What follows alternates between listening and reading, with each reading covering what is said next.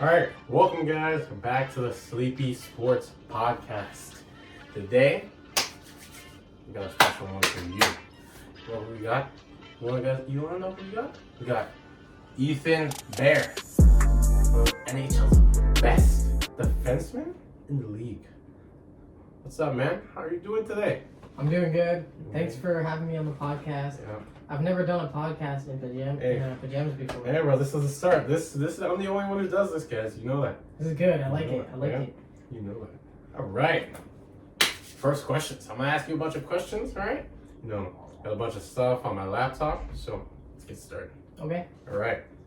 So to start things off, how has your NHL career been going so far? I think my NHL career has been doing very well. I'm just very happy with how I'm performing, and I like the pace of the game in the NHL. So yeah. Oh, right. That's great. Do you have any best moments? You know, favorite moments like goals you scored or anything? Yeah. I hit some dude into the wall. Yeah. Wow. Yeah. I hit him into the wall really hard. It was my favorite hit because That's great. he got injured. So yeah. Oh, this guy, he's a ruthless one. All right. Next question. So, before the NHL, you know, I've seen that you played in the minor leagues before.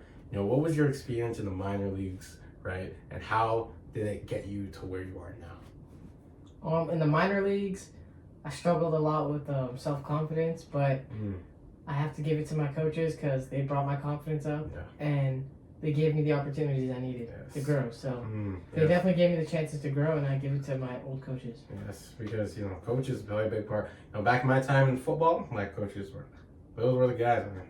Yeah. Those are the guys. They give you the strength you need to go and become better. All right. Next question. What was it like growing up Indigenous while playing hockey? Did you face any challenges, you know, any hardships? Yeah, a lot of my teammates wouldn't welcome me because I was Indigenous, and I faced a lot of backlash from my teammates. But it helped me fit out from the rest. So it helped me show myself. Yeah, you can show yourself as like you're not just another type of player. You know, you're high. I'm out there, different type of person. All right. Next question.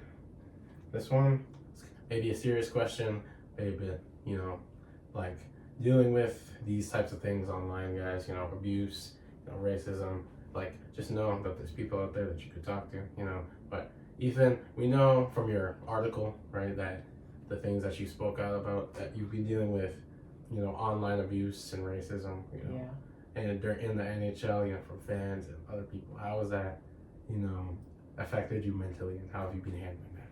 Well, you know, of course it doesn't feel good to be racially abused in the one thing I love the most. You know, it's my favorite sport and I've done it my whole life. So it doesn't stop me from playing, but it does kill like my mentality a little bit to know that I'm not welcomed into the sport I love. I get that. That's especially, you know, as you know, you think, oh, maybe if it's just the minor leagues, you know, the racism will stop. But once you get into the NHL, even you get closed doors. It got even worse, to be honest. Yeah, you know, because if you have a bad game, people start typing onto the Twitter warriors. All these keyboard warriors are always typing. Yeah, always typing. You know, It's tough. All right. So, what do you think can improve like the awareness of like the racism towards Indigenous people in like the NHL? Because I don't think it's talked about enough. You know, what could be done to improve the awareness?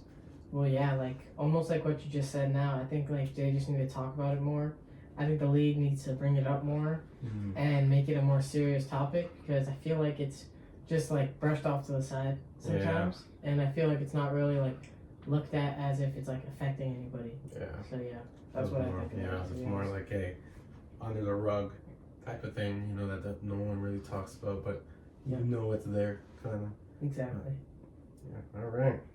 So, you know, there's all these. So my podcast, you know, everyone watches it. Like, I have a whole demographic, you know. So the kids out there, right, the Indigenous kids that may be watching this, what is your message to them, you know, and what can you tell them about, you know, helping them like try to fit in, or not fit in, but more, you know, feeling like they don't belong? How can they help themselves with that?